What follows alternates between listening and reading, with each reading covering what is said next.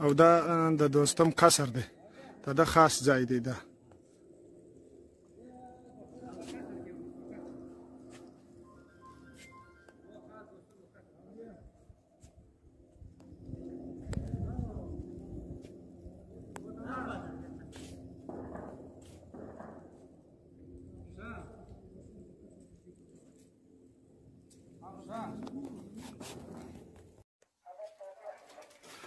السلام علیکم زاهد مولوی صاحب په خیر یا وعلیکم السلام ورحمۃ اللہ جوړ منجب صاحب په خیر خیرت الله پاک مو ساته دا کم ځای دی زاهد مولوی صاحب د جوزجان ولایت د بازار مابین تقریبا د دوستم قصر دی